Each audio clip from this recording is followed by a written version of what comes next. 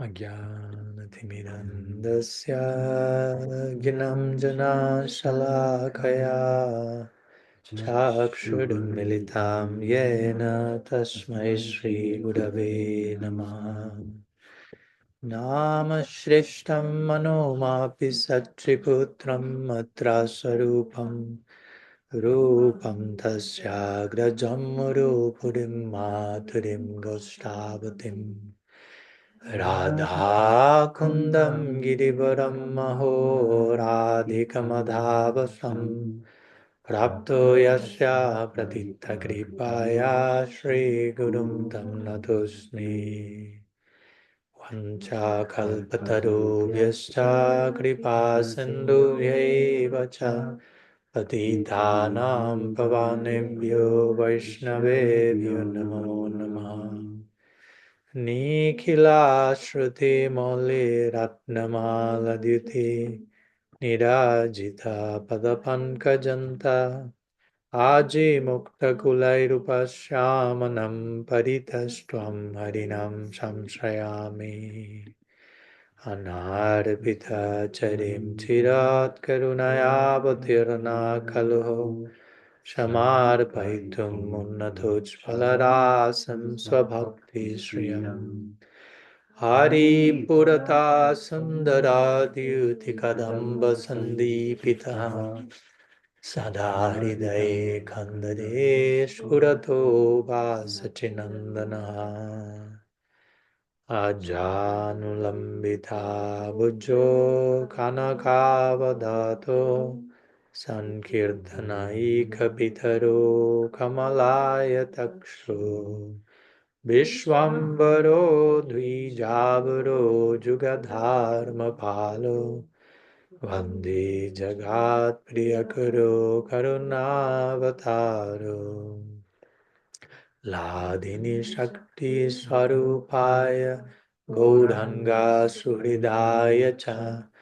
Bhakta Shakti Pradhanaya Gadadhara Namostute He Krishna Karuna Sindhu Dinabandho Jagatpate Gopesha Gopika Kanta Radha Kanta Namostute Radhe Vrindavanadishe Karunamrita Vahini Kripaya Nijapadabja Dasyanmayam Pradiyatam Bhaktya Vihinaya Paratha Lakshaya Kshiptascha Kamaditarangamadhye Kripa Maitvam Sharanam Prapanam Vrinde Namaste Sharanarvindam Vrinde Namaste Sharanarvindam Shri Sachinandan Gaur Hari Ki Jai Shri Harinam Prabhu Ki Jai Gaudiya Vaishnava Guru Parampara Ki Jai Samavit Bhakta Vrinda Ki Jai Gaur Premanand Hari Bol.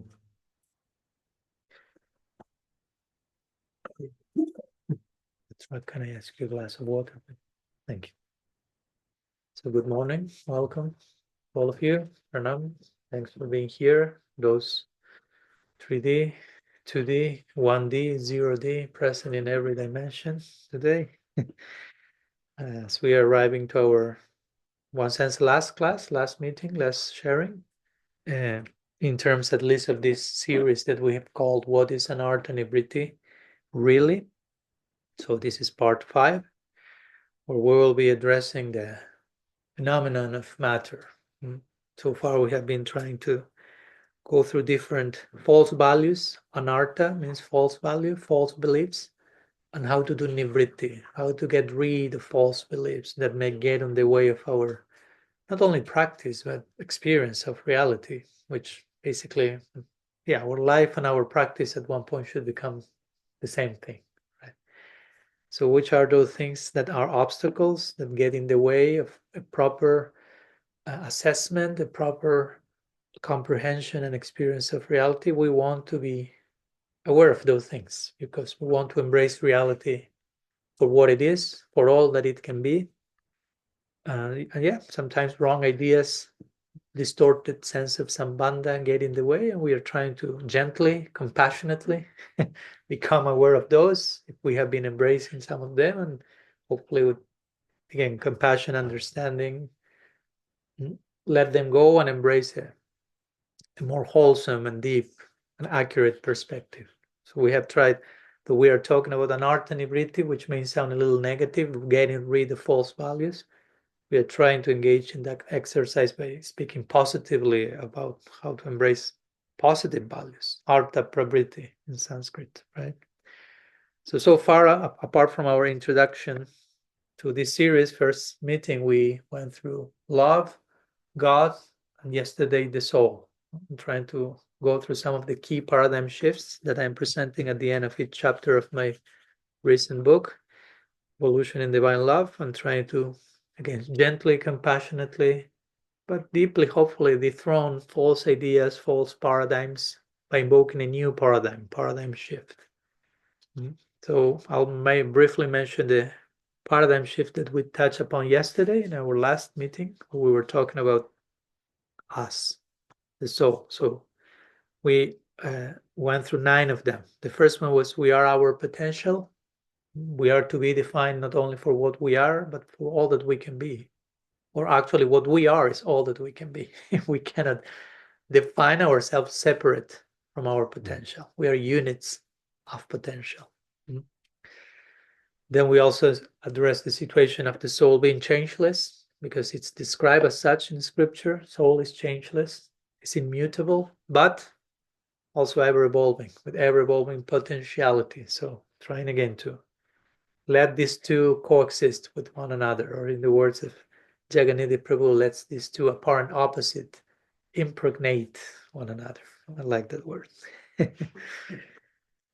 Then we went to a third paradigm shift, which was one that we were discussing previous days. We are already saved. And in which sense? Not so that it doesn't foster a sense of complacency or superiority complex. I'm saved, you're not. But just we are doing what we want to do forever. And if we are sincere, we are already on the path home. And there's nothing as powerful as bhakti and love that can take us away from that salvation. But then we went to a fourth paradigm shift, which was about attaining a further salvation. So, okay, I'm already saved. So now what? No, it's not a finished state that there's nothing else to do, but we can always attain a further salvation, arrive to a deep from here to a deeper here, as we were saying. We are saved not from something, but for something. And that's an ever evolving prospect.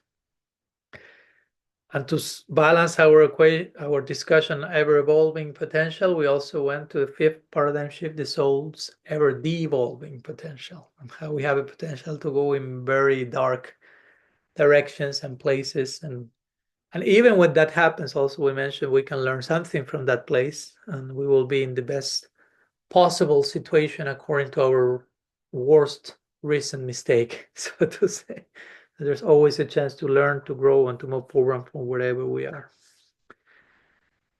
Then the sixth paradigm shift was the fear of our brightest prospect. Remember, we are also not only afraid of our darkest shadows, but also from our most brilliant potential.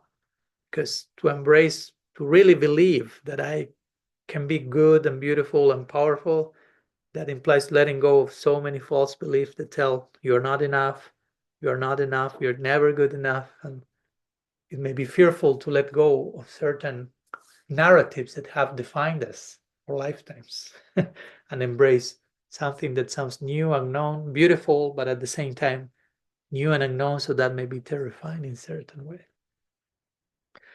And the last 3 that we talked about, the first one was that the full potential lies in the present moment.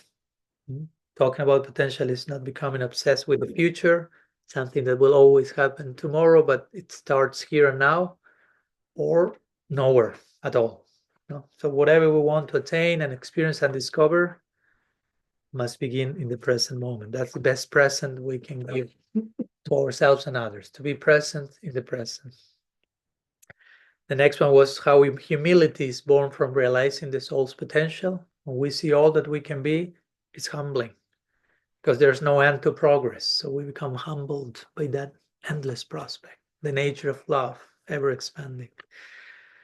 And finally, we concluded with the 9th paradigm shift yesterday, talking about spiritual imperfectionism, and how we're limited ideas of perfection, like a fixed maximum, leads to many times to perfectionism, and that in itself creates its own neurosis, endless neurosis, and many times it's very exclusivistic from imperfection.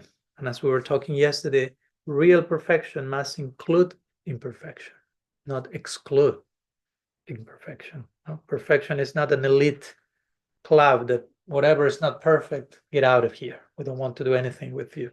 Real perfection has the capacity to embrace, include, integrate imperfection in its own way. So anyhow, a brief summary from yesterday. Just keep that fresh a little bit. And today, again, we are arriving at our last session.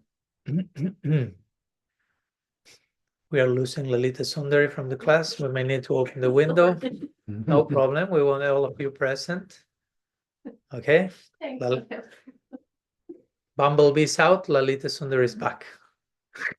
It's okay. We have to make the adjustment to have everyone do whatever we need. It's fine. So we are here back, planet Earth. Let's ground ourselves on planet Earth. Today we'll be speaking about material energy. So we have to be in connection with that shakti. And in our last meeting, in the context of what is Anartha Nivritti really, in the context of getting rid of false beliefs, we'll continue with matter, the realm of matter. That's the 4th chapter of my book, the last one. And I will argue, at least in most cases, this is probably the one in which we'll have the most difficulty, in the sense that I've seen many practitioners having very deeply rooted false beliefs, wrong ideas about material energy as bad, as an obstacle, as something we need to get rid of, something that is opposed to God, as something that is profane, mundane, low, inert, dead, etc. So we'll try to dethrone some of those today. Go into trying to see matter, as we were saying the other day, the Bhattan say, try to look at the world as God looks at the world. So again, Krishna is looking at everything with eyes of love, appreciation, gratitude, wonder. So we have how to adopt God's lenses, even with glancing at the world of matter. So we'll go through a few paradigm shifts. This one has 10, one more than some of the other ones, because again, probably we have a few more misunderstandings about this world. The chapter is called The Depths of Matter, the 4th chapter of my book.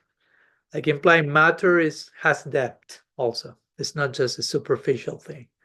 Yeah, we can appreciate matter from a surface, like we can appreciate everything from a surface, but that's only an appearance of the real thing. So there are depths in matter. So we'll try to explore them today. Swim in those depths. So maybe I won't invite you to fasten your seatbelt, but to put on your swimming suit. I will try to explore this bottomless ocean of material energy by going through each one of the key paradigm shifts that we are mentioning here. So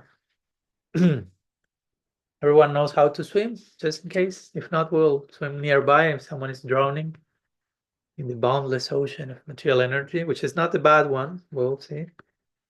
Just press the bat sign, the bat, like help, emergency. Okay, the first one says matter as living potency. Matter, the explanation says, matter, far from being inert, embodies the potential for movement, growth, and vitality. Like any form of energy, it reflects the dynamic nature of God's perpetual evolution, revealing its sacred, ever-unfolding essence. Yeah. With that one, we may have enough for the whole day, but let's see where we end up. So matter is a living potency. Again, matter is a potency. Material energy is a shakti. And we are a shakti, love is a shakti, matter is a shakti. And God is Shaktiman, we will say. Reality could be described in that way. God is Shaktiman, this the potent. And there are three main shaktis, Jiva Shakti, Maya Shakti, Swarup Shakti. The soul, love, and matter. But all this is interconnected. All this composes reality. So matter is the potency. So every potency is potent, and every energy is energetic, right? You cannot speak about the non-energetic energy. It makes no sense. So if matter is an energy, there must be some vibrancy, aliveness, movement to it. You cannot speak about like a dead energy. It's like it's an oxymoron, a contradiction of terms. So matter is not passive, inert, dead. It seems so, probably, to our eye, to our uninformed eye. As I like to say, if you, how to say, you like a little bit scratch a little bit beyond the surface, you realize, oh, there's something else going on here, right?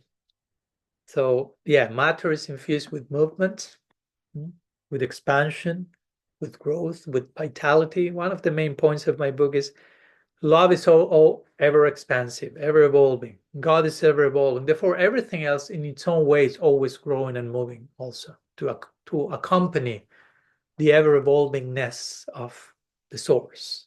So matter has its own form of movement and evolution to accommodate and accompany and to evolve alongside its source. So there's so much movement, again, so much going on, and we may not be aware of it. As simple as that. For example, in this body, we all of us as a soul are inhabiting this particular vehicle. I'm not going to Shastra here. Let's go just to science, to facts. It is known 330 billion cells die and are reborn per day in each one's body. A lot's going on there. Are we aware of that? No. It's not that at the end of the day, it's like, wow, I've gone through a 330 billion movement. No, that's a lot. No? In one sense, it's good that we are not aware because it could be too much, right? Imagine, how can I be aware of 330 billion simultaneous events going on in this? We may be paralyzed, overwhelmed. But that's a fact. We know that's going on. So there is a lot of aliveness and movement and thing taking place, but we can be absolutely unaware of it. That's one example. Of course, there are so many. Like, I don't know. You just see this carpet, and you can say, "Oh, the carpet is not moving, right? This is not a magic carpet, a flying carpet. It's not moving. There's not. It's just dead, inert." Just bring a microscope and start to look to the carpet beyond. Scratch the surface and look.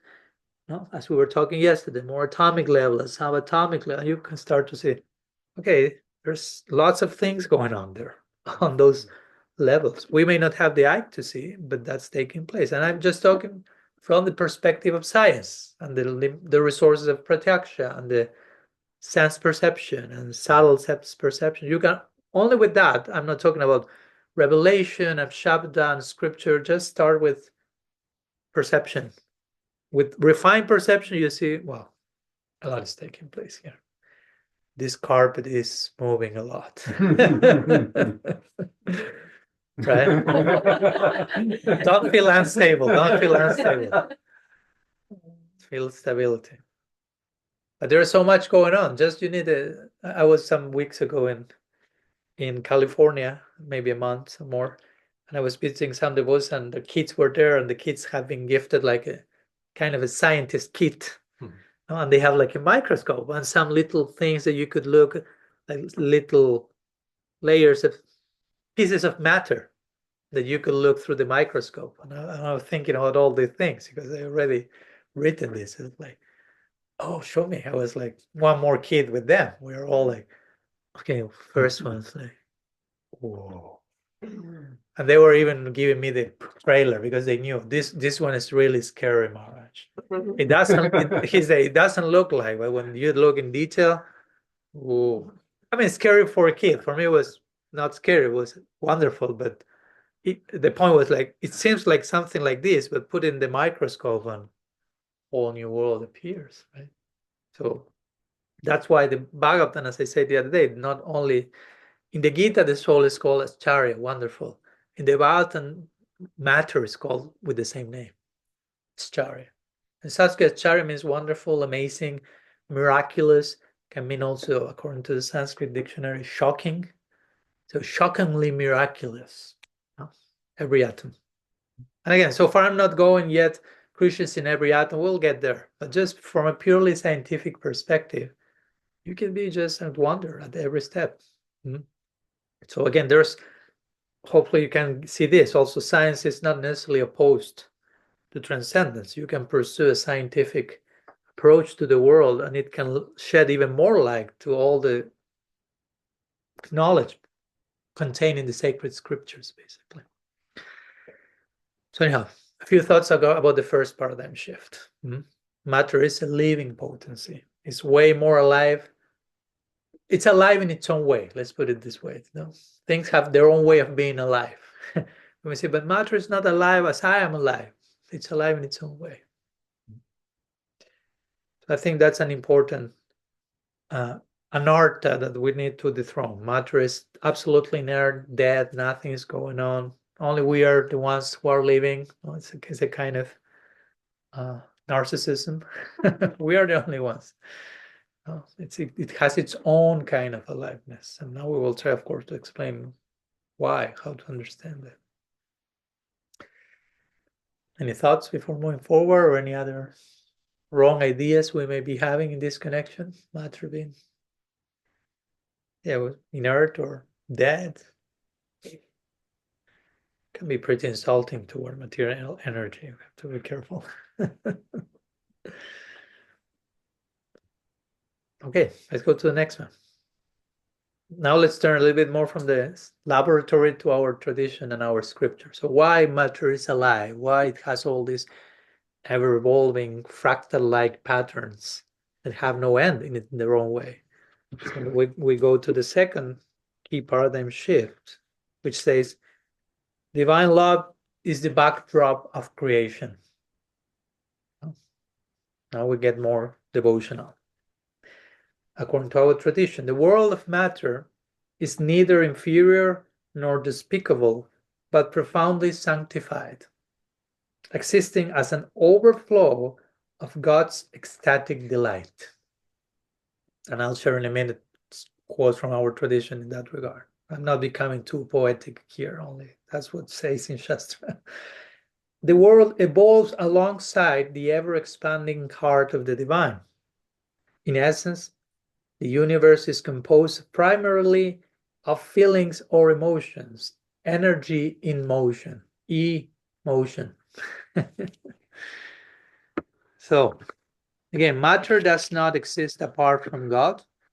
We will say matter exists as a radiant overflow of divine joy. So the world is not separate from God. The world is unfolding in rhythm with God's own evolving heart. That's what our tradition will say. To come, to encounter matter is to come face to face with the ecstasy of Krishna. And you may be thinking, Maharaj, this is too much. You're getting too poetic. You're getting too sentimental. Where is that being said? Why you are speculating that much? Maharaj, please stop. Let's go to the Vedanta Sutra. A very sober Vedantic text. Aphorisms. There's no place for sentimentality in an aphorism. Like Tata Brahma Jignasa, Janmadiyasya Jataha. That's it. So to say, I'm not criticizing that. I'm just saying that's the tone of a sutra, Brahma Sutra, Vedanta Sutra. So arguably my favorite sutra there is Lokavatu Lila Kaivalyam. That's Vedanta Sutra, which basically says this whole creation is the lila of Bhagavan, is the divine, is the outcome, is an expression of the divine play of God. Lila means, lila doesn't mean only, sometimes we say pastime or play, but also lila has to do with an expression of joy in God that creates the possibility of lila. Material creation by Jiva Goswami, it's called Srishti Lila, the divine play of creation. But still lila. Sometimes we think lila is somewhere else. Or to speak of Krishna coming as an avatar over and over again to earth to perform his lila on earth. As I tell devotees, if you want to get out of here, and Krishna comes over and over again over here to perform his lila. So you may be going one place and he's coming here. So we are, I thought you were. So if he chooses to perform his lila over and over again here, it must be not that bad of a place, right? So to say, right? So in the purport to this sutra, Lokavatu Lila Kaivalyam Baladev Vidyabhushan, he quotes other verses and basically say, he gives the example of God, Krishna, as a drunkard, as we spoke the other day, right? Yesterday was, no? We were given the tavern example and the drinking and passing out and drinking again. So he's saying this whole world, the material creation, unfolds out of the divine intoxication or drunkenness of God. Like he's so filled within himself that starts to overflow and overspill, and that spilling becomes material creation. It doesn't begin at one point in time, but it's a way of tracing the background of this world. No? He says like a drunkard person that is dancing in abandon, not aware of what's going on, totally intoxicated and overflowing in his dance, celebrating existence. That's the background of material creation. So that makes for this world is something very sacred. Matter is very sacred. No? As I said the other day, Mahabharata says one name for God is Dripta, the drunk one. No? Krishna is intoxicated in divine bliss, and the outcome of that is material creation. So material creation is a byproduct of God's overspilling of love. That's how that's portrayed in this section of Vedanta Sutra and the corresponding purport. That's very interesting. That's, for me, that's a paradigm shift. Again, it's not that this world is separate, profane, disconnected from God, the prison for you to come and be chastised, a miserable, horrible place that you need to get away as soon as possible. I mean, there is that, you can find that language for those who may need that language. But the ultimately that's not like that. Like a mother will use a language for the kid to make him afraid of something that she knows will do harm for him. Like he wants to put the finger on the plug and there's electricity and he may get electrocuted. So mother will say, there's a monster there. And the kid's like, oof. But she wants to save his life, basically. When the kid grows, there's no need to use that language anymore. So sometimes scripture resort to that type of more childish language. This is horrible. Don't go there. It's not that the actual thing is bad, but you are not very mature enough to know how to deal with that properly. Mm-hmm. No? Like the Bhagavad Gita says, Dukkalayama Sashvatam. This world is temporary and miserable. So what's this world? No, is the planet Earth the atoms, or is material consciousness in terms of an approach that is self-centered, exploitative? That's what temporary, miserable, and temporary. We'll see in a minute how material energy, in one way, is not temporary either, because it exists eternally. So we can say this world is miserable, then you have Prabodhananda Saraswati saying in Chaitanya Chandramrita, Vishwam Purnam Sukhayate, whole universe is an abode of joy. So you have to put both together and say, what's from which place each one is saying each thing, right? So anyhow, our tradition will say that the background of this world, divine love is the backdrop of creation. And we find that in other traditions. In Christianity, they will use the word kenosis, which means God self-emptying. Like God is emptying his own essence, and that manifests as the world. It's another way of saying something very similar. And I mentioned many of the things in the last chapter of Radical Personalism, which is, I call it unearthing heaven, like a play of words, because sometimes we think heaven is above there, we have to go out of here, but unearth heaven, find, discover the ultimate here. And so many of the things I'm saying here are related to that chapter as well. And there I quote this Christian mystic Pseudo Dionysius. He will say creation is an erotic outpouring of God. That's very interesting. Because for us, the ultimate loving interaction is somehow erotic rather than Krishna. I mean, we have nothing in eroticism. It has the erotic principle. Bhaktisiddhanta wrote a whole article of that. Erotic principle and unalloyed devotion. So the source of eroticism, divine love, romanticism is Radha and Krishna. So here we have a Christian mystic saying, this whole creation is an outpour of erotic outpouring of the divine. The Rig Veda says, Kamastada agre. In the beginning, it was desire. Christianity may say the beginning was the word. The beginning there was kama, desire. Erotic desire in the divine, and that creates everything, so to say. So anyhow, this is a few thoughts about this second key paradigm shift, how to see the world and how to see divine love as the backdrop. You understand what's backdrop? Of creation. So we can put material energy, material universe, matter as in a sacred context.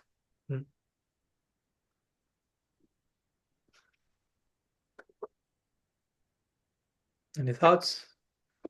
Yeah, I was wondering, are there any shastric references in terms of that for us as conditioned souls, that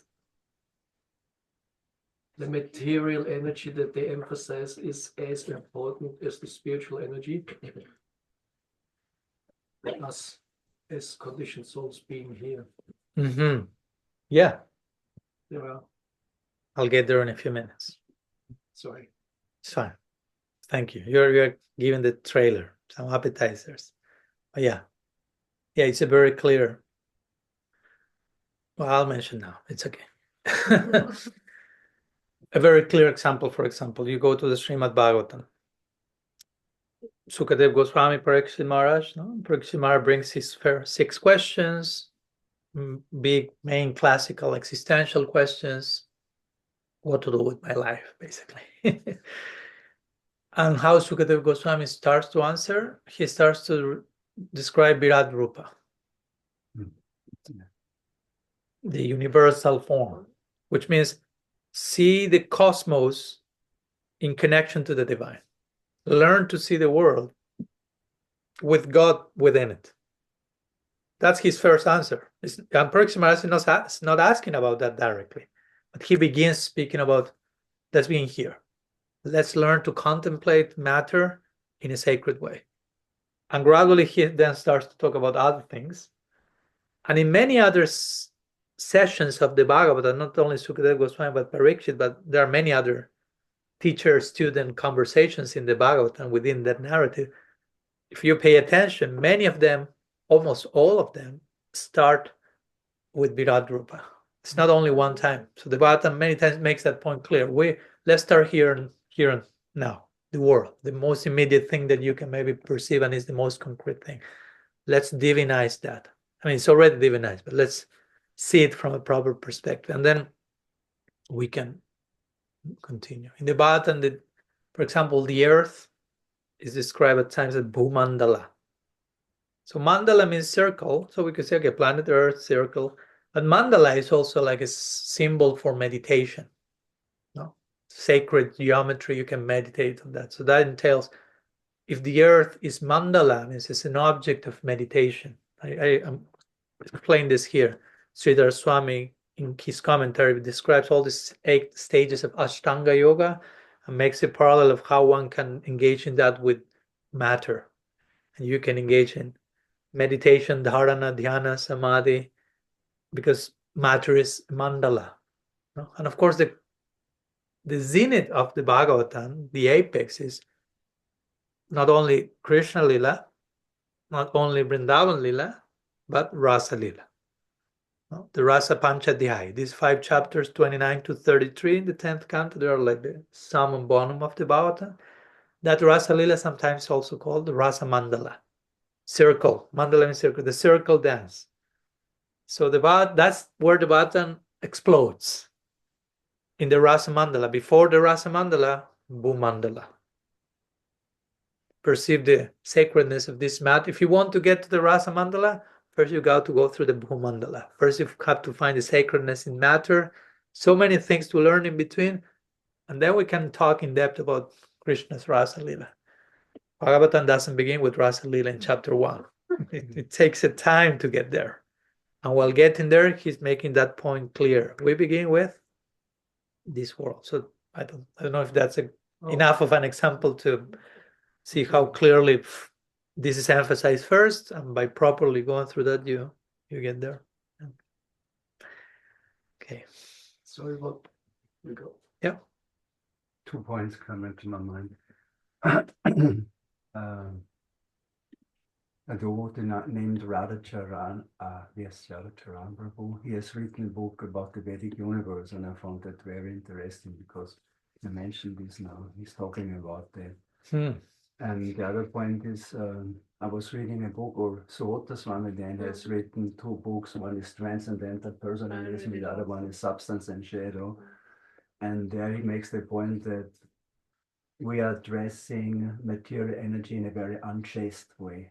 And that really struck We are addressing? Yeah, approaching. Yeah. No, I thought dressing, which also makes sense. It's interesting. You're addressing material nature in a very unchaste way.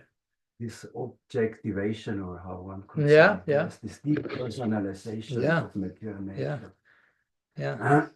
Thank you. That's why the epigraph, I didn't share the epigraph of this chapter, but it starts with one quote from someone called Eduardo Viveiros de Castro. It says, an object is an insufficiently interpreted subject. So in that connection also, right?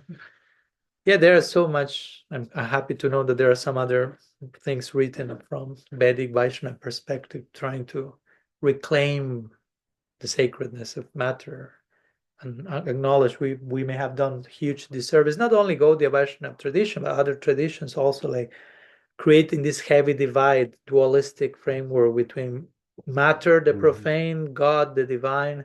God is somewhere else, utterly transcendent, beyond this world, and this is what we have to overcome. This is the obstacle.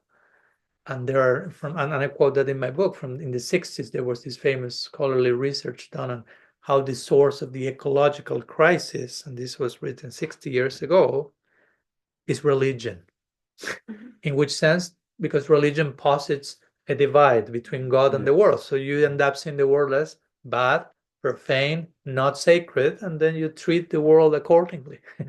And now you have the world you have. And that was written 60 years ago. That's even more relevant now than ever. So it's important to heal. As people who practice religion, in the name of religion, all these things were done. It's our duty to reclaim the sacredness of matter and relate to her accordingly. Matter. In German, you have matter, material, and that's connected to the root mother. Yes. So again, of course, Mother Earth, Mother Bhumi in our tradition, all that is part of also reclaiming the sacred feminine, which is very dysfunctional in most religious systems, which are utterly patriarchal, chauvinistic. So part of balancing yin-yang, masculine, feminine, is to learn to relate to matter in a balanced, holy, sacred way. Okay. In the Bible, it is said, I think, I don't know the English version, but make earth subordinate to you. It's translated. So I was also reading and thinking about that. This was, some say this was the origin of, at least in Catholic or in Christian countries, of exploiting the world. Not to protect Mother Earth or whatever, to relate with her in a chaste way, but to exploit her. But the original meaning of that word was stewardship or Yes, something like yes, that, like yes, caretaker. exactly. Yes, caretaker. And even I read some rabbi writing an article on that you can even translate the original word in the original language there as even like some form of servant. So it goes from master, Yes, caretaker, to servant, and something related to bowing down to that. I'm serving that instead of all this is in my service, right? So again, it's very important many times. So let's go back to what the word meant originally and what happened in between. Okay, let's go. So Yes. if we don't respect this material energy, this world, Yeah. it's actually committing some sort of apparatus. Yes. Again, you're tempting me to speak about the things I was planning to talk in a few minutes, and I will indulge again in temptation. Vishwanath Chakravarti Thakur, there's one verse in the second canto of the Bhagavatam that says we should meditate on material energy, and by meditating how God interacts with matter, we will transcend all illusion. I think it's 2:9. I don't recall the exact number. We can find it, but and in the purport, Vishwanath Chakravarti Thakur says, material energy is a Vaishnavi of the highest order with the greatest devotion. So if we mistreat matter, we are committing Vaishnavi aparat. Basically, as we were talking about Jiva aparat, we cannot do aparat in any direction, go against love, mistreating. So, and that's why I like to say sometimes, because sometimes we think, matter is a shakti of Bhagavan, an energy of God that is already engaged in his service. Again, a Vaishnavi of the highest order. We are the only missing ones who are not yet engaged in the service. It's not that matter is not doing that. So that for me was a key paradigm shift for me. At one point, I remember we were in one retreat in UK last year, and this idea came. Because many times we offer matter to Krishna, and we are thinking, I'm doing matter a favor by offering that to Krishna. But actually, matter is already engaged in Krishna's service. I am the only one missing. She's helping. So she's facilitating me the chance of offering myself in service by offering her in service. So matter is doing me a favor and allowing me, as the great Vaishnavi that she is, she's giving me her sadhu sangha association, so I can, by her means, offer not her so much, but offer myself, consecrate myself through her. So remember that came once, and it's like, wow, that's a key paradigm shift for me. Again, and that changes the whole orientation to matter. It's not like, okay, I will do you a favor and offer you and connect you with Krishna. No, matter is already connected. It's Vaishnavi of the highest order. I am the only one who is not fully, so to say. So it's a change of perspective. Change your angle of vision over and over. Respect. You were talking about respecting matter. Remember, we say respect means look again, look anew. Spectacles, change your angle of vision. Let's go to the third one. This is getting exciting. We live in a relational universe. And again, most of the things we have been talking about all these days, so because everything is interrelated.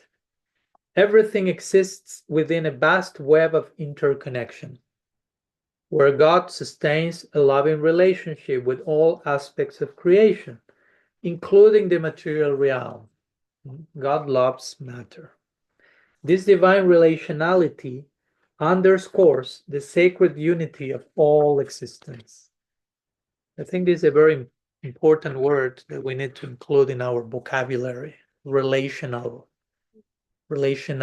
We live in a relational world. Everything exists, is in relationship. Or another word that I like a lot is participatory. We live in a participatory universe. Everything is inviting us to participate. We may be there, but we may not be participating. And so everything is relationship. Everything is in dialogue with one another. I remember last year I made a podcast with Krishna Kshetra Maharaj.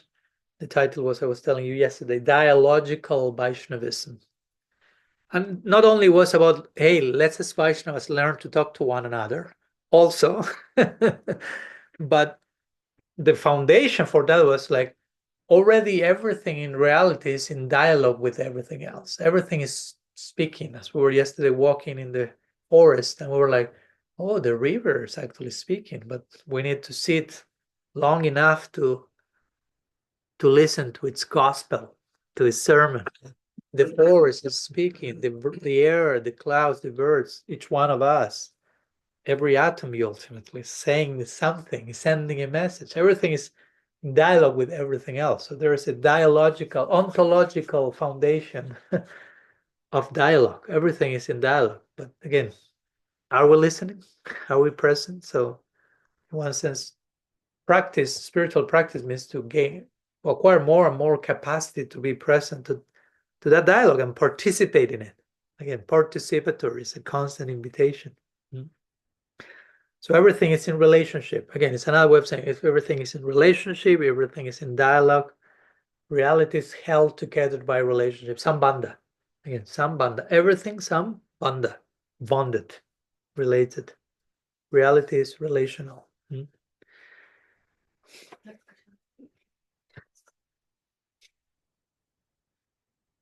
Even the V is part of that. But the window close also is part of that.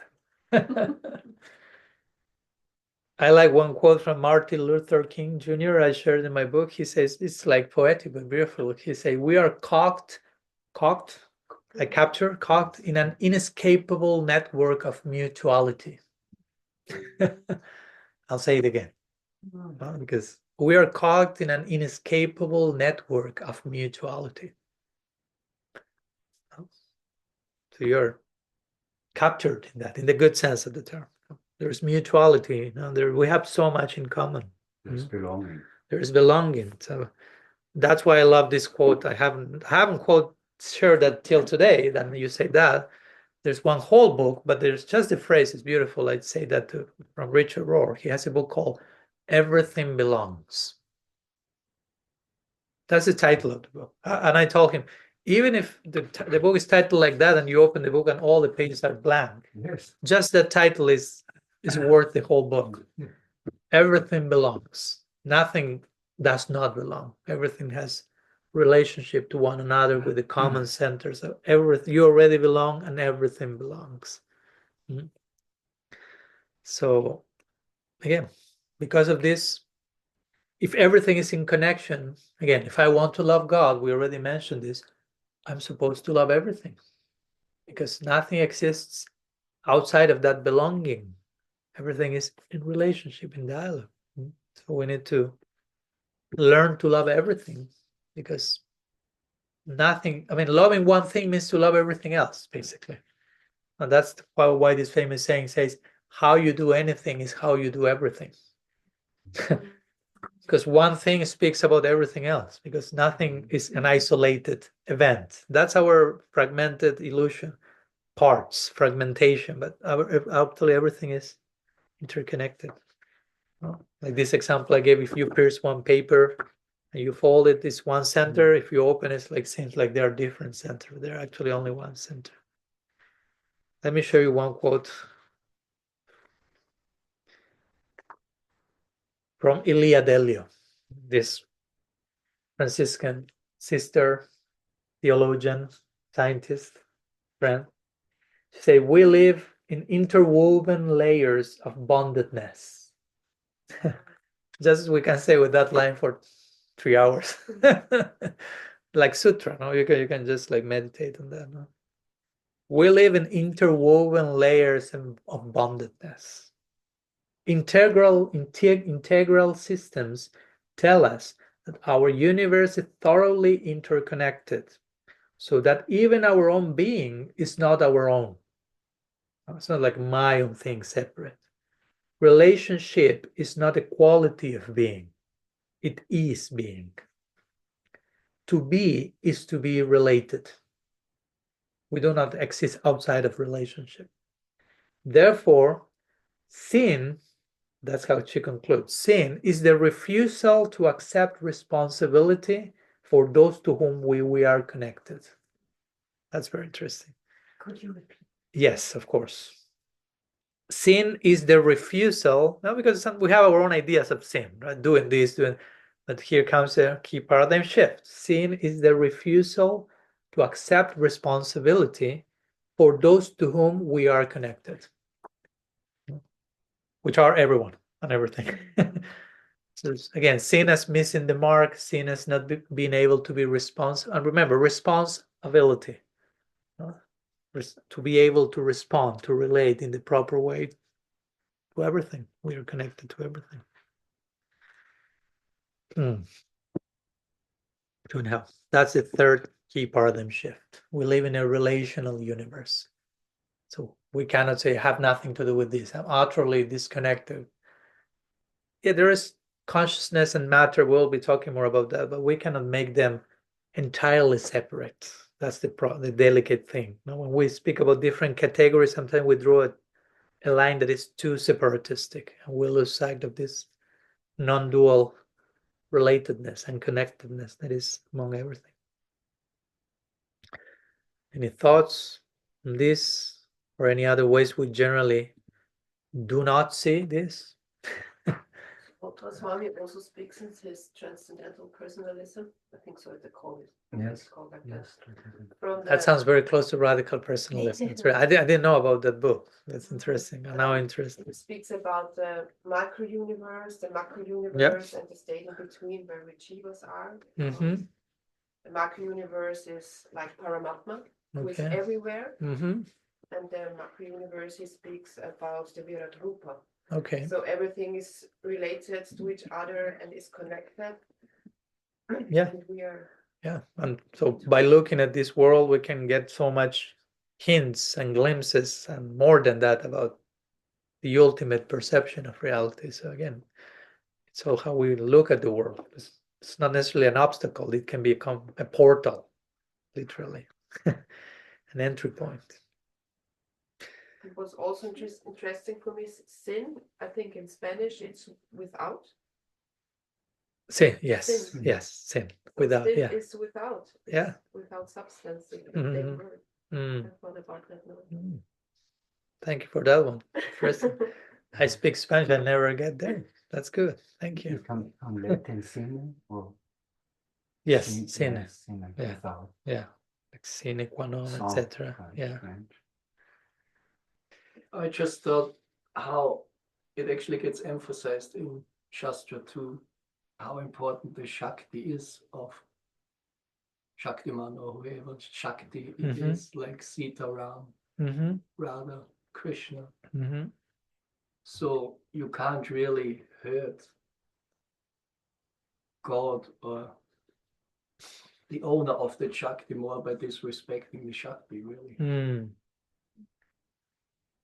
And again, there are different Shaktis. One is love. There are, but What my point is the disrespect. I'm not saying that just to not only be careful not to disrespect matter, but not to disrespect any of the Shaktis. right. And we are one of those. Right. So going back to this Jiva Aparat thing, no? At the end of the day, we have to honor all those Shakti. Shaktis as portals or entry points to the Shakti Ma, right? Mhm. So if you insult the energy, how you will get a grasp of the energetic source. So Mhm. So the idea of all this is to increase our respect, and respect, not again respect, look anew, wonder, not respect just a formality, but like fascination, even attracted, irresistibly attracted to this fascinating reality and loving that. The ultimate love is the ultimate form of respect, because respect means look anew. In love, everything becomes new at every moment. But yeah, it's a good important point. So it's good that we are connecting all these dots. So then again, we can practice from a very holistic, like unified, coherent place. And it's not Krishna, I love you and I despise the Shakti, right? We say the Vaishnavi with the greatest devotion. Yeah, we have, so it's so important when we put the dots together so we get a coherent picture. Okay, now it makes sense in theory and in practice also. Okay, let's go to the fourth one. We have 10, so let's see. Number 4, and again, some of them may be different ways of saying what we already said. Material energy is alive. Matter is not dull or inanimate, but a shakti, a living force. Shakti can be translated as living force, imbued with divine presence in every atom. It is ever dynamic, continuously unfolding, and evolving in its own unique matter. So again, a little bit we are pounding the post, saying what we already said, slightly differently. So matter is alive. There is potency plus potential, as we were talking these days. Love is potency plus potential. We are potency plus potential. And matter is another shakti. Why deny her being a potency plus potential with energy and aliveness? And again, it's moving. It's vibrant. As Ilia Delio will say, I like that quote. She said, matter is energy moving slowly enough to be seen. I wrote it down. You mentioned it in I had to read it. Okay. That's beautiful, yeah. It's moving in a certain rhythm that we miss that in our own. Maybe we are going too fast. No, it's not like, oh, you're moving too slow, matter. Maybe we are moving too fast, so we cannot capture what is moving at another pace, so to say. The matter is energy moving slowly enough to be seen. It's mysterious pace that we need to catch. So again, matter is not a thing in one sense. I read one, and it's connected to what we talked yesterday with Jagannath Prabhu about this fractal thing. One scientist, Christian scientist, he would say matter is a community of processes, inside processes, he say. That was his way of contrasting. Matter is not a thing, like a fixed, concrete, unmoving, inert thing, but a community of processes, inside processes, and so on and so forth, endlessly, ad infinitum, fractal-like. It's very different from just, okay, that's a thing. Now I remember the name of this scientist, Mandelbrot, I think it was called, who this Mandelbrot, this form, and you zoom into it, and it's consisting of many of these forms. There's a certain, and you can zoom in eternally, and every time you will find the same form. Yeah. That's why we can be just contemplating the atom for a moment or forever. Because again, Brahma Samhita, going to our tradition, from the laboratory to our tradition, from secular science to Gaudiya theology, Brahma Samhita says, in every atom, Krishna is there. That's Brahma Samhita. And he calculated that he was working with IBM, I told you yesterday, and he was a scientist there, and he figured this out, a certain, how to say, with numbers, he could do that. Algorithm, yes, by programming, by making a program. Yeah. Also, of course, another famous experiment you may know is this one of Masaru Emoto that he did with water. You know it? Yes, I have a book. Not sure. Basically, he brought jars of water that you may say water is inert, doesn't react, doesn't move. Water in a glass is the most inert of the inert to some. And he put water through the influence of different sounds. Good sounds, bad sounds, whether it's music, whether it's words. And he took pictures of the water with a very special camera, of course. Again, he looked more deeply. He had a microscopic camera to take a picture of the water reacting to Hitler speaking, or to someone telling the water, I love you. Or to very harmonious music and very dark music. So Mayapur Sangha is going to look maybe for the pictures to show us. Let's see. So, and you can see the pictures online. There you have one. Sorry? I put my water on top. So this is one of those pictures? Yeah. Love and gratefulness. Wow. Love and gratefulness. Love and gratefulness. And this is one of the pictures of the water, of happy water, grateful water, loving water. That's how the water reacted to those words. That's a piece of art.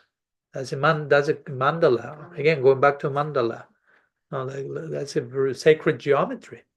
But that's just water, alive water, reacting to the sun. And of course, then we have the other pictures. We don't have them here. They're not so auspicious, maybe, of water reacting to negative sound. And I cannot describe it, but you see the picture and you can really see, oh yeah, here we have depressed water. So what's depressed? How does depressed water look like? You look at that picture and you will immediately realize those are online. Yes. Yes. And there's it's something. Everywhere is water, and everything is Yeah, water. Even in a stone is Yeah, water. your body is almost 80% water, so you better surround yourself from proper sounds. Again, sound going to the foundation of sound in our tradition, the most subtle thing. That's another conversation, but the most powerful. Krishna says, "I'm the taste of water." Yeah, and sound is everything because every atom is vibrating also. No, matter is. If you now, we won't go to quantum physics now because that's a whole separate retreat we need for that. But that sheds so much light in all this. And they all say there is frequency and vibration in matter. So if frequency and vibration means movement, again, you cannot say it's not moving. No, frequency vibration also means sound, movement and sound. Or you could say song and dance. Sound healing. Sound healing. You can get from movement and sound to dance and song. And again, that's what the Brahma Samhita is saying. Brahma Samhita says on one side, Krishna's in every atom, and you ultimately he go to Vrindavan. He said every step is a dance, every word is a song. To take that to the fullest implications. Okay, God is in every atom, and science proves that every atom there's frequency, there's vibration, so there is sound and movement, and God is in every atom. Which are the fullest implications of that? Vrindavan, where every step is a dance and every word is a song. And Jiva Goswami comments, if every step is a dance, what must be when they actually start to dance? If every word is a song, what must be when they actually start to sing? We need to find a new word for that. It's like beyond words, right? So yeah. Yes. I hope I can somehow explain this in an understandable way. But science is very deep into that and abstract, so and also art. And for instance, if you draw a mountain, a denotative way of drawing a mountain would be this is a mountain, but it looks artificial if you look at it. If you look at nature, it's really hard to find out, to realize the immanent order of nature. Of a mountain, it has a certain shape, or trees are arranged and certain plants are arranged in cohabitation, co-living, yes, with the trees, and it makes an impression on the mind. And nature is, one can feel that there is a certain order there. Also, it's very hard to describe it. And they developed certain algorithms. When you take this mountain like a pyramid, like a stereotype mountain, and you let the program run over this mountain, this stereotype mountain, and it becomes more and more like a real mountain. Yeah, the shape of the mountain turns, like you see in the Alps, where you see the natural mountain. So there are laws behind that of transmutation and transfiguration. So I think this is a very interesting subject. And science is really getting into that. It is, yeah. The other day I was watching a lecture from a scientist, contemporary one, and he was doing an investigation on consciousness in trees, right? And he was really into it, because for many secular scientists, it's like consciousness is a byproduct of the brain. Yes. He's saying, okay, trees have no brain, but they have consciousness. So, and he's doing a very, empiric experiment to show that. So in that sense, the whole idea that consciousness is a byproduct of the brain is debunked. And we have to think about consciousness in a very different way, right? Anyhow, that's another conversation. Let's go to the next paradigm shift. Fifth one. Jagannath Prabhu will like this one. I'm not saying you don't like the other ones. This is called the personhood of matter. Personalism. Let's go to radical personalism. Upon closer examination, Matter reveals a conscious background, pointing to a personalistic aspect inherent in its aliveness. So again, the material world is not merely physical, it's also personal, radically personal. Do you have the radical personalism here? Yeah. I like to show one quote from there. It's basically at the beginning of the book. It's in the introduction. Yeah. The first chapter, which is Why Radical Personalism. So it's a quote by Vilasida Maharaj. It was already time to invoke his presence. So he says, whatever we may experience is conscious, and consciousness always indicates a person. Again, that's one line that we need to stop and stay with that forever. In fact, consciousness and personality are the universal basis of reality. Therefore, the great sages address whatever they find within the environment as if they are all persons. They always take the personal perspective. What we perceive to be dead matter, they perceive to be conscious. With such a vision of reality, they used to address everything within this world as a person. The trees, the mountains, the sun, the moon, the ocean. There is someone in the something, right? Everything has a personal conception. In the background of what we can perceive with our dull senses, everything that is said to be matter, there must be a personal conception. Without the influence of a personal conception, consciousness cannot reach the stage of gross matter. From the personal conception, things evolve to gross consciousness. It is all personal. Everything is conscious first, then there is matter. Everything has its representation in the original, personal, conscious, spiritual reality. Since everything is a unit of consciousness, everything has personal existence. In the background, everything is a person. That's what I call radical personalism. Thank you. Interestingly, there's one verse in the Bhagavatam, I refer to this in my book, that says, there are as many living entities as there are atoms. That's another way of thinking, oh, maybe we can think of every atom as a person then? At least the ultimate person is in every atom. Krishna is there. So Bhagavatam said, there are as many living entities as there are atoms in the universe, right? That's an interesting way of thinking. So anyhow, this is another point, like to see matter, do not address matter in a depersonalized way or impersonal way altogether. And there's personhood, if we want to call Maya Shakti, material energy personified, Bhumi Devi, planet Earth personified, Krishna in every atom personified, different phenomena, as we will talk about rivers and mountains. There is someone behind the something. So that will be the fifth one. I'm trying to bring more personalism to our perception of realities and starting with this world. As personalists as we are officially in our tradition, we can be very impersonal in so many ways. Yes. So many, and it's dangerous because officially we present ourselves, oh, I'm a personalist. But how do you relate to the world? How do you relate to yourself, to other people, even to God? We can relate to all of them very impersonally. Without this relationality, this dialogue, this communion. So I'm very happy about my name, Krishna-bhakti. It always reminds me of that. yeah, you have no excuse to be impersonal. You've been given service just with the name. Okay, the name is a servant of that conception. Yeah. Something else before moving to the next one? Again, each one deserves its own separate 6-day retreat in Austria. But Definitely. anyhow, please bear with me. I trust that each one of you will continue to unpack the implications of this in your own daily life. So let's go to the number 6. It's an interesting one. Again, the key paradigm shift. Eternal and infinite matter.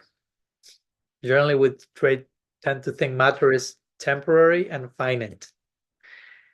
Material energy is in a state of perpetual transformation with no beginning or end, embodying the qualities of both eternity and infinity. So in its own way, matter is eternal and infinite. Maybe not in the same way we will think of other things, but matter has no beginning, matter has no end. It may change forms, of course, but it's not that it stopped existing. Remember what Krishna says in the Gita, whatever exists will always exist. Whatever does not exist will never exist. Mm-hmm. So matter exists, it will always exist. It may change dress, but still existing. And it has no beginning and no end. So that's by definition something eternal. In fact, Krishna in the Bhagavad Gita refers to the material world with those words, Anadi, Ananta. Anadi, Ananta, I think it's chapter 15. Anadi means without beginning. No? An-adi. No? Like Adi Lila, Adi means beginning. Anadi means no beginning. There's no beginning to matter. Ananta, Anta, Antya Lila. End. Ananta, no end. The material energy has no beginning, no end.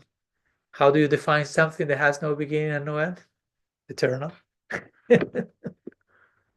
So there is a way to speak about matter as eternal. Krishna in the Bhagavad Gita, also chapter 15, first verse, he refers to the material world as abhyayam. When he's giving this analogy of the banyan tree, inverted banyan tree. So abhyayam means imperishable, basically, in one sense. Again, changing forms, but always existing. So abhyayam entails infinity, entails eternity. So again, this is not the usual way we think about matter. And by thinking, oh, no, it's temporary, no, it's inferior. And again, we end up treating it as such. But if we realize, no, it has its own form of eternality, of infinity, okay, we are honoring that, right? It's a sister. And as we will see, whatever is eternal and infinite, by definition, is ever evolving also. It's always growing. Something's infinite basically means that. There's infinite capacity for expansion and evolution in its own way.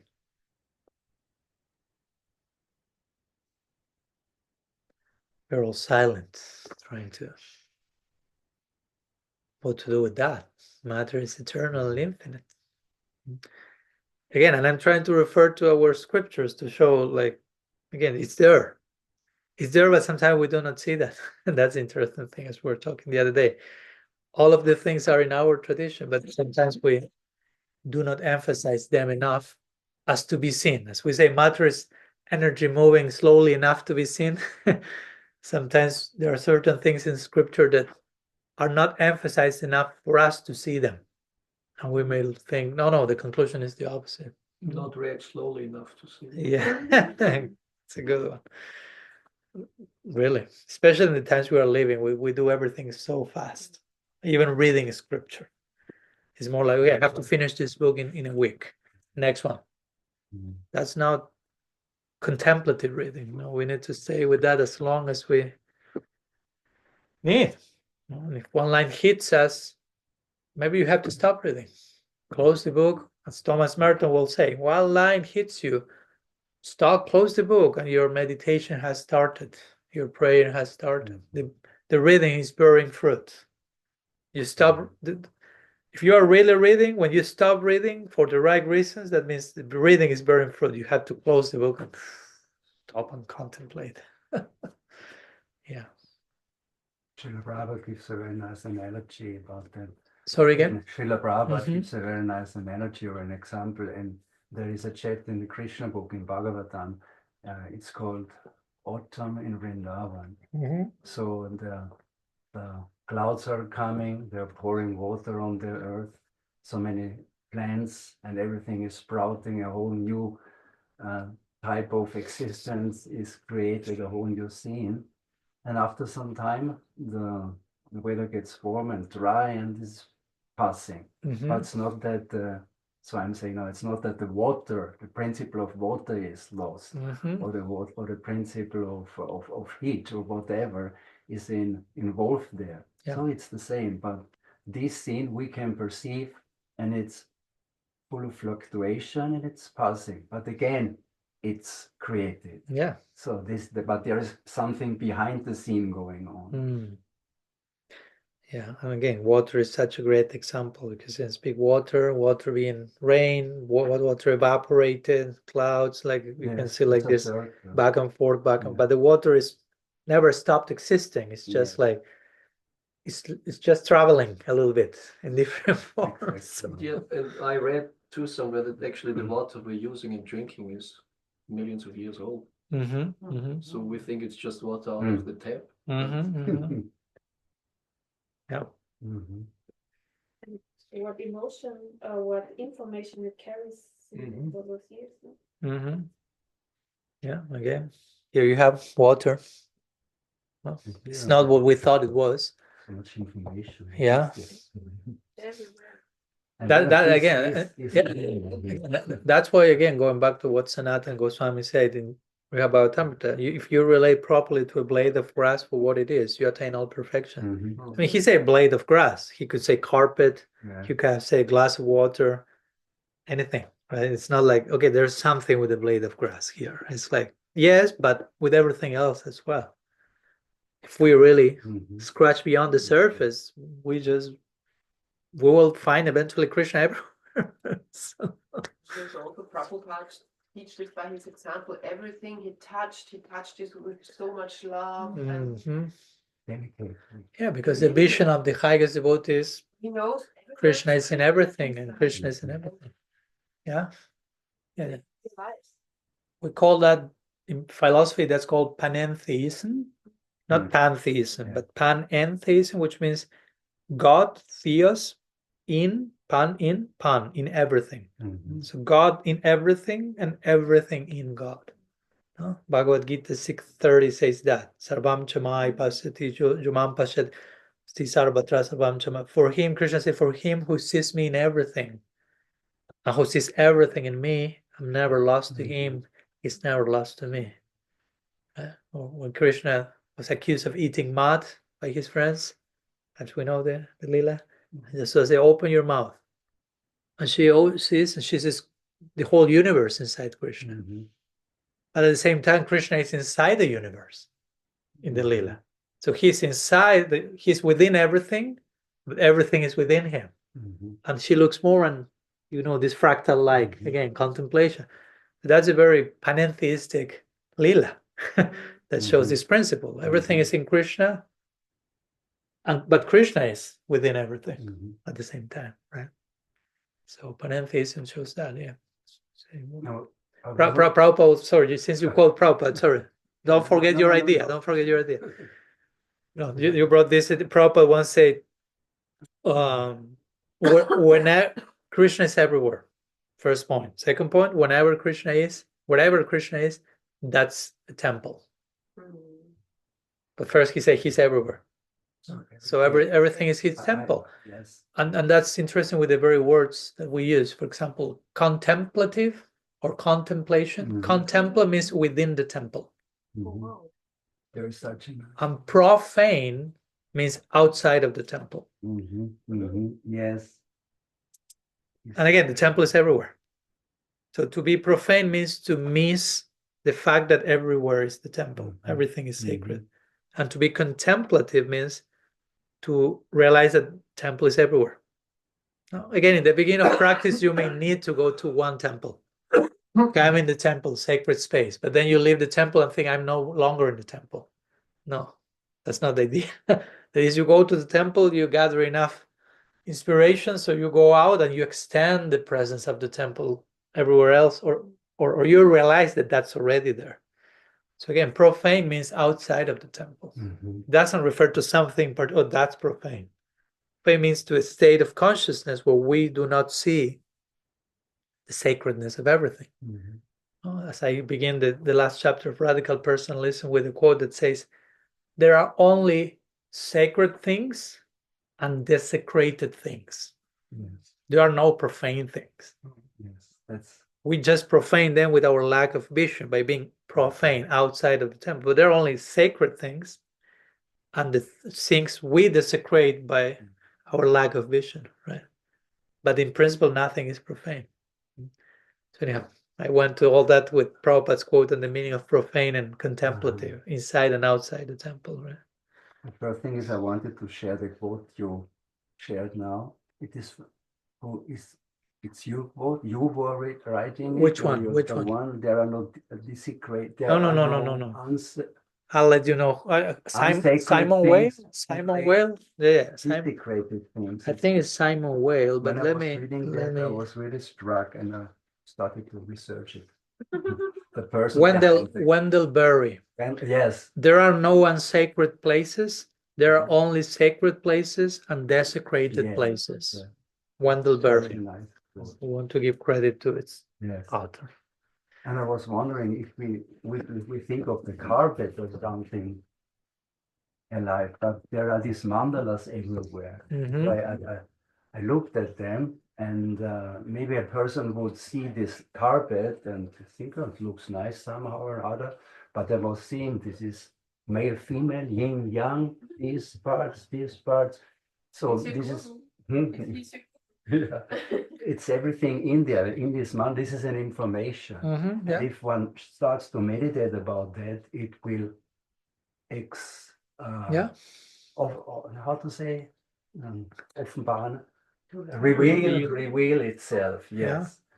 Yeah. Some time ago, I remember, I don't know who the person was who sent me that.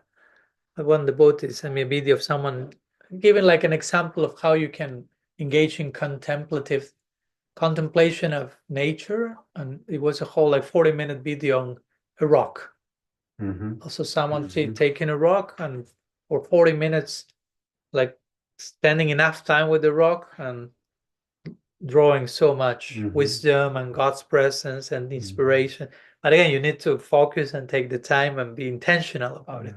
If not, if you just casually walk, we are surrounded by rocks, but they're not telling anything to us.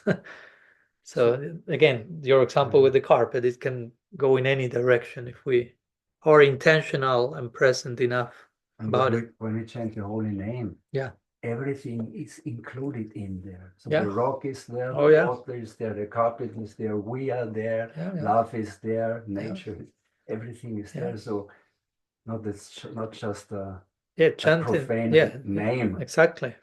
It's what does Mahaprabhu say? Nam nama kari bahuda nirja sarva shaktis, which means once this idea came, the name is endowed with all shaktis.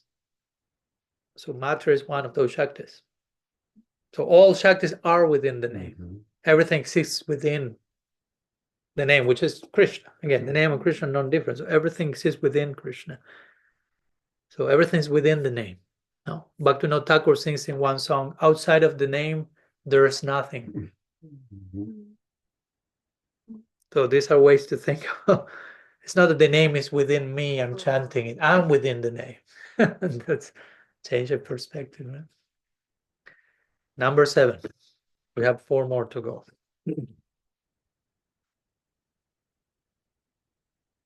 The realm of matter is ever evolving. Regardless of barring perspectives on biological evolution, matter is infinite, alive, and permeated by God's presence, unfolding and evolving in its own sacred and distinct manner. So, I'm mentioning biological evolution here because many times when we speak about the evolution of matter, generally we will most well go to Darwinian evolution.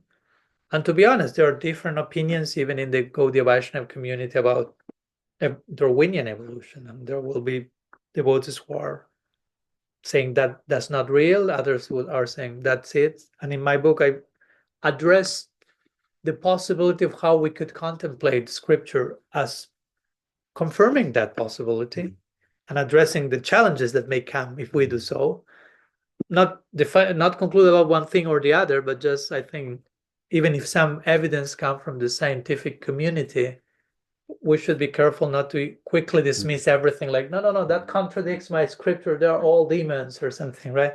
But, okay, let's see if that's supposedly what's going on.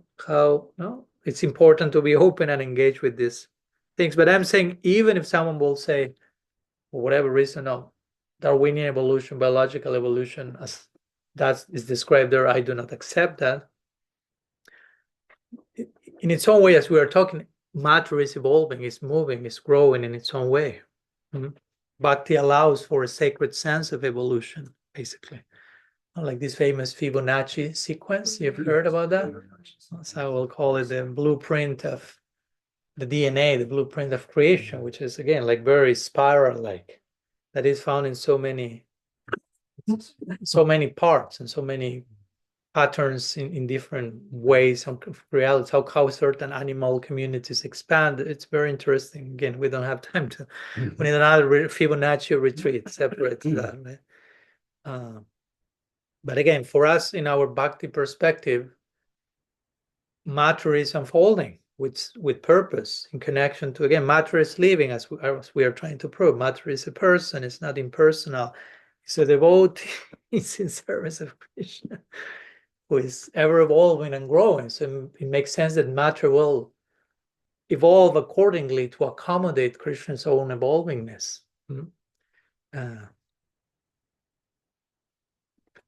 That's what I have to share. I have to also know when to put pause, because I can continue. Silence also sometimes fills in and tells important things. You can see this in the sacred geometry, how it's ever evolving. It's always the same pattern, how life comes to life. Yeah. And it's ever evolving and ever evolving. It could be endlessly. Yeah, it is. So it is endlessly. Yeah. So beautiful. And again, of course, it can be overwhelming because it's too much for our usual way of thinking things. Sometimes we tend to measure, again, and technically speaking, you cannot measure matter even, because it has this pattern of ever unfoldingness. That's why Maya, that we can translate as illusion, in one sense, it's translated as that which can be measured.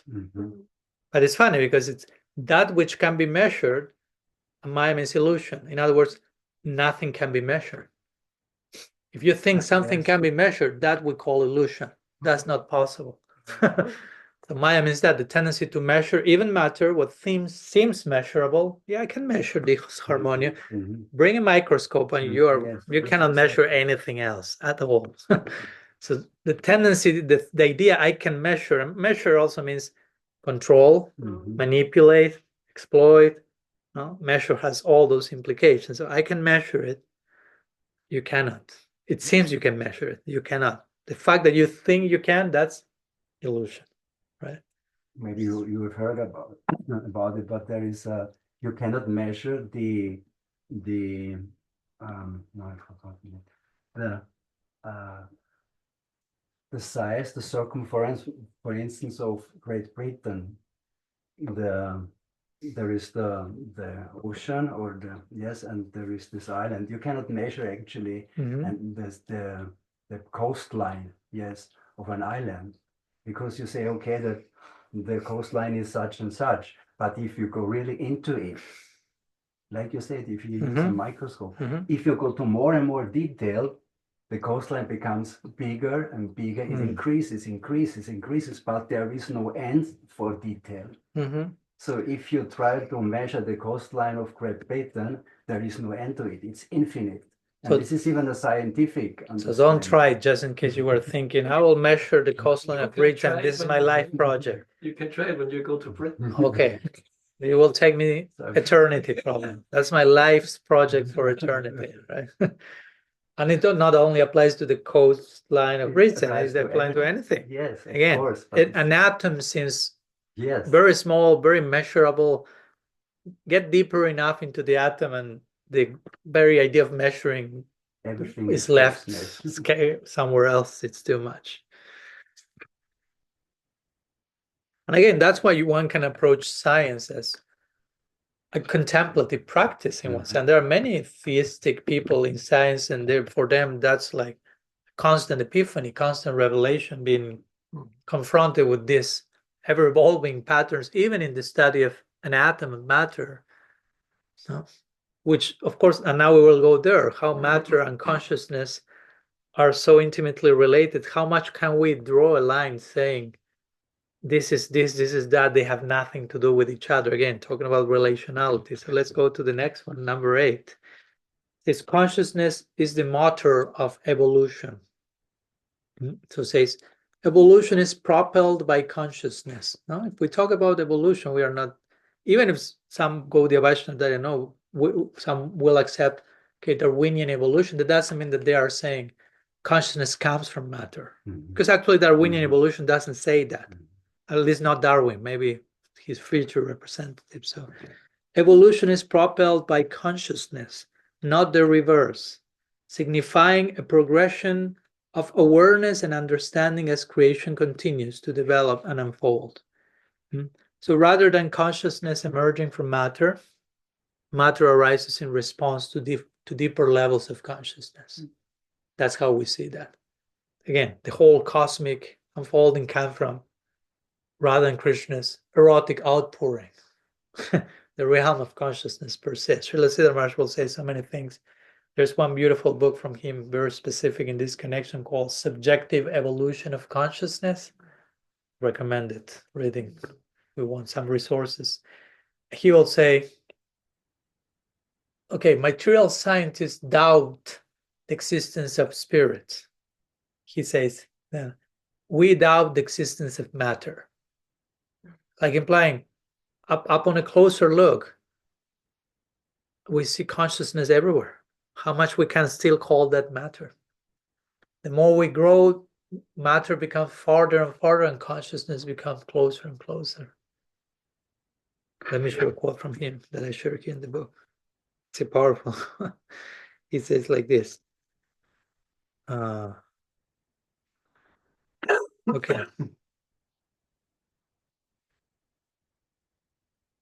It's a paragraph. I write myself, but I quote Srila Siddhar Maharaj. As our inner vision matures, we begin to recognize not only the vitality of matter, but also the primacy of consciousness underlying all existence. As this realization deepens, the perceived boundary between matter and consciousness begins to dissolve, leading us to see matter, in Srila Siddhar Maharaj's words, as a densification of consciousness. He eloquently, Srila Siddhar Maharaj eloquently emphasizes this perspective, saying, upon realizing yourself as spirit soul, you will be able to see that everything is a part of consciousness. But you need to realize that in yourself. Since the material world, he says, floats on consciousness, just as cream floats in milk. No? So cream seems to be the all in all, but you scratch beyond and you have an ocean of milk behind, an ocean of consciousness. You just have to scratch matter, quote unquote, enough, and that's it. While some may contend that consciousness is merely a material phenomenon, Srila Siddhar Maharaj refutes this, boldly asserting, ultimately there is no material thing. It's just a partial perception of reality. He quickly clarifies this statement, explaining that what is material is only our misconception, which is the cause of our material experience.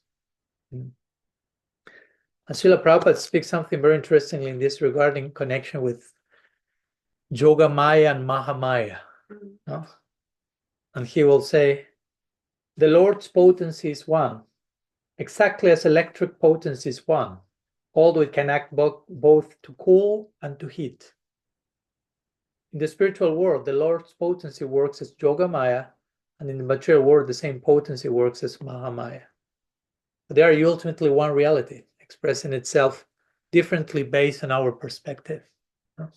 Whether you want to call it matter, consciousness, there are two expressions of one singular energy, basically. And matter is also mercy of Krishna, and that's like matter is could be said is a technical term for spiritual energy, which can be perceived by us if it's moving slow enough, as we said before. So we would have no shelter now. because we cannot perceive the spiritual world because I cannot perceive it because of some blocks, some obstacles within me, but I can perceive matter. And so but matter has the same source, it's the same of the same substance. So I dive into matter, I will see it's as spiritual as anything else. Yeah, we just need to acquire the proper angle of vision again. And I think this is important, and it's a paradigm shift, because many times we create a very hard division between matter and spirit. And that creates a dualistic perspective instead of like an integrative one. Krishna, sorry. Sorry? Sorry. No. Sorry. Sorry. 2 hours after. Sorry. Okay. We end up respecting everything. Sorry. Krishna gave us this place to live our conditioned life here. But we, as you said, we don't have to leave this place in this way. We just have to transform our perception of the place. Yeah. And Krishna is so merciful that we have nothing to step upon. You have to stay there, no locus standi. So we stay here, and Krishna is in his unlimited mercy, providing us with a place that, that may be temporary, but we can make our experiences here. Our body is also temporary, but again, temporary, eternal in its own way also, right? And sacred in so many ways, and not an obstacle if we have the right eyes to see again. As I like to say, every atom is an embassy of Krishna. Every atom is oozing with the presence of God if we train our eyes to see again. Pandita Sama Darshinaha. Elephant, cow, Brahmin, pebbles, gold. Equanimity means that, you see. It's not that you become indifferent. Equanimity means I don't care for anything. No. God is in everything. In everything. Let's move to the 9th one. We have 2 more. You can. So also is a Chinta-Veda Patra philosophy. It's eternal and it's a temporary one. It's this paradox again. Yeah. There's temporariness in a certain way, but also that same thing can be seen as eternal in its own way. So we can't speak about matter and consciousness, but again, we cannot make them entirely different. So I mean, it's a Chinta Veda bit. If you play out the implication of that, that's very beautiful but challenging invitation to always stay balancing these apparent opposites. It requires so much maturity and integration, because it's not going too far into this side nor to this side, because it's too much black, bring white. Too much white, we need black. No, we need all the varieties of gray in between. White, black, or red. Balance. It's a self-balancing philosophy. Yeah. Never go out of balance. And material nature is also self-balancing. There's always balances out. Yeah, that's the rhythm of nature as well. The cycles, their birth and death. Mass extensions sometimes are required to bring balance to further blossoming. There's an anti. Yeah, so we need to see that from the bigger picture. Yeah. Number 9, harmonizing scripture with science. I briefly mentioned that. Spiritual traditions are called to remain open to adapting their interpretations in light of scientific evidence, fostering a pursuit of deeper truths that align spiritual wisdom with empirical observations. So science is more connected to the realm of empiricism, what we may call sometimes pratyaksha, sense experience, and that's not to be discounted. That may not be the all in all, but it's not something that we reject as well. So scriptural, if you are really looking for the truth, you will not be able to resist the truth, whatever it may appear. So if truth comes from a laboratory, but it's truth, I'm for the truth. It's not like, oh no, it's not dressed in Gaudiya Vaishnava robes. So it's not truth. It's not us truth. No. That's why I think personally it's so important to listen, to learn from, not only from other spiritual traditions, but even from secular disciplines like science or psychology or history, whatever. I mean, all that can also inform our journeys. Not like it should be like this, some they call multidisciplinary teaching or learning. It's not just, okay, I'm only learning this department, and all these departments have nothing to do with spirituality, history, science, psychology. There are different, we compartmentalize things in different things. No, how to integrate all of this properly. There's one quote that I share in an article that is not part of the book, but I share a link to that article. And there's a quote from one Jewish theologian. He says, when faith is unable, speaking about the importance of dialogue between faith and reason, or let's put it, science and religion. So he says, when faith is unable to engage with scientific insights, it risks devolving into mere superstition. Similarly, a purely scientific approach that entirely dismisses faith borders on a delusion of grandeur, superiority complex. Those religious people, they have nothing to teach us. Those mystics, we have their real process. That's called scientism, right? Like we take, you absolutize science as the one and only way to ascertain reality. They call scientism. Scientific fundamentalism, let's put it that way. So yeah, at least from a personal perspective, I think there is important place into having being able to sit at the same table and have dialogue, science and religion, spirituality and rationality. In many ways, it's already happening, and I see it's in many ways the future of the survival of both. Let's put it that way, because spirituality without openness to being informed to some other sources of knowledge becomes very easily, again, superstition, fanaticism. But the same thing can happen in its own way to the other departments. So try to make that point also as hopefully paradigm shifted and openness for dialogue with those disciplines, not to feel threatened. Oh, he's not a devotee. He has nothing to teach me. He will disturb your faith. No, not necessarily. Probably they can nourish your faith.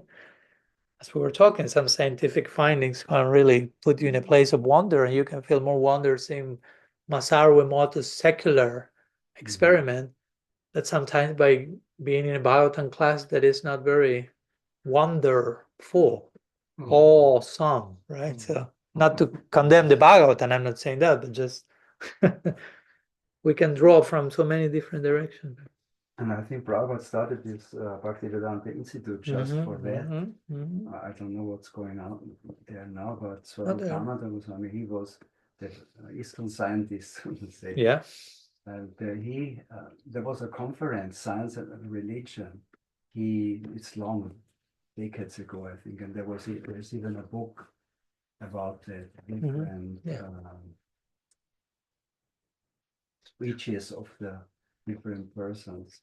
Yeah, the project continues to go on. Yeah, mostly at least in Alachua, Florida, they have many gatherings. And even Prabhupada said, this is no sentimental thing which we're doing, it's science. Of course, it's so how can we neglect science? Yes. This is a science. It's limitlessly refined science. And the scientific approach, even if you want to just, I mean, by definition, a scientist is someone who is willing to correct himself through new discoveries. So it has a humility and openness to correction. So we should learn from that. Right? And never comes to, ideally, again, an ideal scientist will not someone who will come to absolutistic, conclusive thing, but it's always searching, always open for the next further.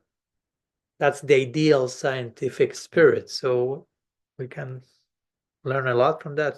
And sometimes we do the opposite in the name of religion. We're like, it's the ultimate truth, final answer. We know everything, final word. Nobody can teach us anything.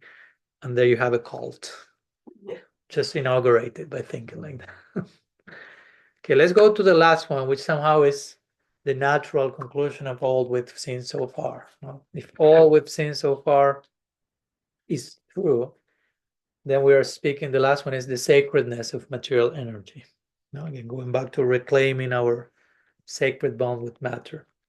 Recognizing God's immediate presence within the material world allows us to restore and reclaim our sacred connection to it, preventing the desecration that arises when the divine is viewed as separate from creation. So as we say, matter is not the profane. No, temple is everywhere, God is everywhere. Profane is out of the temple, becoming unconscious, Krishna conscious and Krishna unconscious, matter unconscious, matter conscious. So, as we say, Bhagavatam begins with the Virat Rupa, the universal form, to make that point. See the temple here and now. Don't try to go think God is only transcendent, He's also immanent, He's in everything. And this world is complete. Om Purnamada Purnamidam is Krishna is complete, but whatever emanates from it, as this world is complete. So if the world is complete, it means it's revealing the complete, its complete source, so to say.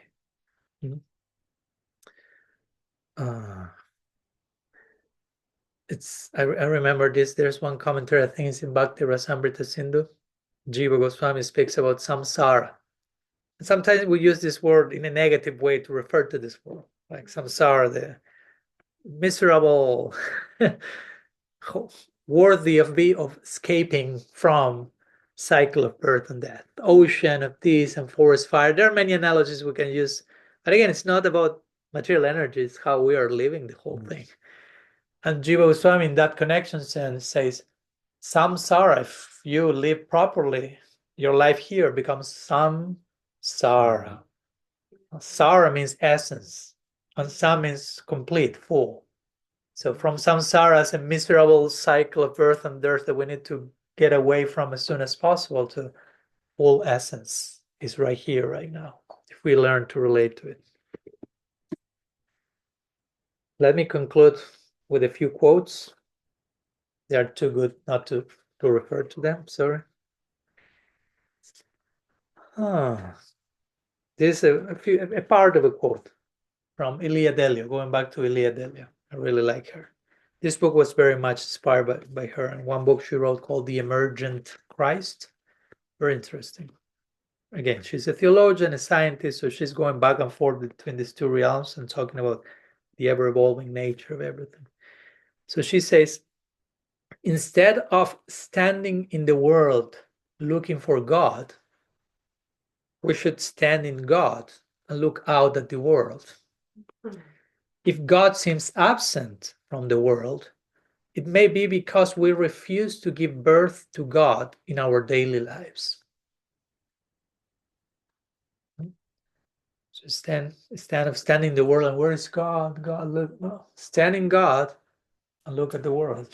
And give birth to God in your daily life in that way. And when you do so, the whole world becomes transcendental. You are in the spiritual world. Vrindavan is a state of consciousness, as Srila Maharaj will say. You have to go anywhere. Like when Prabhupada left Vrindavan physically to come to the West, some people who were living in Vrindavan physically thought, why you are leaving Vrindavan? People come to die in Vrindavan at the age you have, and you are leaving Vrindavan. You have been living here. Why you are leaving Vrindavan? But those who thought like that didn't understand. He was not leaving Vrindavan. He was extending Vrindavan's presence everywhere else. Because Vrindavan is a state of consciousness. He was there. He didn't need to be physically in Vrindavan to be in Vrindavan. He could go out and continue to be in Vrindavan. So, for my point, so he went out, quote unquote, of Vrindavan, but he was extending Vrindavan's presence and experience. And those who were physically in Vrindavan thinking Prabhupada is leaving Vrindavan, they were not in Vrindavan, though they were there physically. But they didn't have the proper Vrindavan consciousness that allows you to appreciate someone can be out of Vrindavan and still be there. So if we have the proper eyes to see, everything in this world is spiritual. And I will conclude quoting Srila Bhaktisiddhanta Saraswati Thakur to make this point, to make it clear this is being said by everyone, not only by Franciscan nun, theologian, and scientist, but by our acharyas. And this is a very beautiful quote, famous one. He says, when we free ourselves from selfish attachment and cultivate the ability to perceive all things in relation to the divine, we begin to directly experience all sense objects as non-different from Krishna. For such a devotee, every aspect of life becomes a reflection of the spiritual opulence of the divine as it manifests within the realm of matter. Indeed, those objects engaged in service to the sweet absolute transcend their material designation and directly belong to the spiritual realm. And again, all matter is already engaged in the service of the sweet absolute. Anyhow, this is basically the last one, the conclusion. Given all that we shared, material energy is sacred. So we should inhabit this world, this body. There's no need to reject this body. Many times, these negative ideas about the body is bad, emotions are bad, sex is bad, all that is rooted in material world is bad. No. So, but when you get it right, that no, this is not bad, it's sacred. There's a sacred way then to engage in all the other things. So it's just changing our angle of vision over and over again. Because you can engage everything. You can engage everything in Krishna's way. Krishna says it himself in Bhagavad Gita 9:4. The entire universe is pervaded by me in my unmanifest form. I am present with anything and everything, but I'm not. How does it say? This entire universe is pervaded by me in my unmanifest form, but I'm not present in aspects, also in the conditioned souls. And someone I All heard beings are in me, but I am not present in them. That's what it says. Immanent, transcendent. Let's pay the bit. One short paragraph from Srila Siddhar Maharaj to conclude. We never conclude. But you want to say something first? Let's go to Jagannath Prabhu. I've heard from someone, Prabhupada had these rubber slippers, and he came to India with these shoes, with this kind of shoes. So you can say that you have these shoes on in your living room, maybe you can. So one devotee said, Prabhupada, the whole world is Prabhupada's living room. So if Prabhupada was in Vrindavan and that is his living room, and with the same shoes he's going to the west. So he enlarged his living room, Vrindavan. Nice. So let's see, Maharaj say, like a conclusion. Therefore, nothing needs to be excluded from our understanding of reality. Everything has its proper place. The only necessary thing is harmony. Only our outlook, our angle of vision needs to be changed. So that's what we've tried to do in this whole series of lectures. What is Anartha Nivritti really? Getting rid of false values, false beliefs, trying just to change our angle of vision, basically, and develop paradigm shifts, the alternative perspectives to look at love, God, us, matter, and hopefully gaining a more realistic, relatable, wholesome, deep, inspiring, wonderful, awesome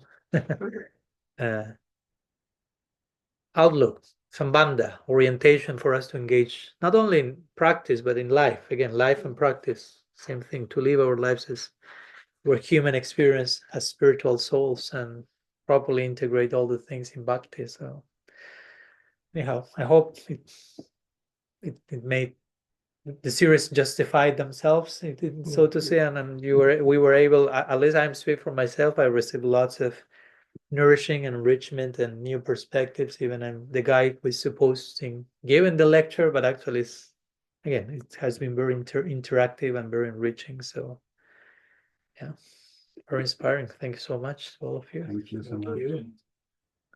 Thank you for those connected online as well. I don't know if there's anything else, because later today we won't have Q&A. We will be having more private circle sharing. So And if there's any final or question or comment, something you may need to express. There's always something. Yeah. Yeah. And again, the conversation is ongoing. That's the very thing. Now that's how I actually, that's how I conclude my book. I put, this work does not claim to be the final word on any matter. One who reads it attentively will realize that the ultimate conclusion is this: there's no final word. For evolution itself is perpetually falling in love. Evolution and divine love. That is our final word. Like, this is an ongoing dialogue, open conversation. So as much as we spoke for hours and hours, still. Crazy.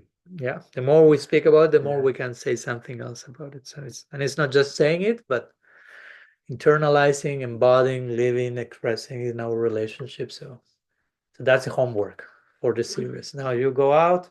If you felt that anything of that inspire you and enrich you, and you feel indebted by what you have received, okay, you can pay back. Paying back by paying forward. No? By extending all the things, not only in theory, but in living practice too. Yeah. How you live your life, whom you cross on your path and relationships. So that's the homework. Good luck with that. For all of us, including me. Ongoing homework. So thank you so much to all of you, those connected online. And my pleasure and honor to continue being in this exploration, wondrous exploration with all of you. Shri Chaitanya Mahaprabhu ki jai, Shri Harinam Sankirtan ki jai, Shri Gaudiya Vaishnava Guru Parampara ki jai, Shri Anartha Nivritti ki jai, Artha Prabritti ki jai, Samavita Bhakta Vrinda ki jai, Gaur Premananda Vancha Kalpataru Vishya Kripa Sindhu Keva Patitanam Pavanebhyo Vaishnavebhyo Namo Namah. Ananta Koti Vaishnava Vrinda ki jai, Gaur Hari Hari Bol. Padmanabha Swami ki Sadhu Sangha ki jai, Austria Yatra ki jai, everyone else connected ki jai, Gaur Hari Bol.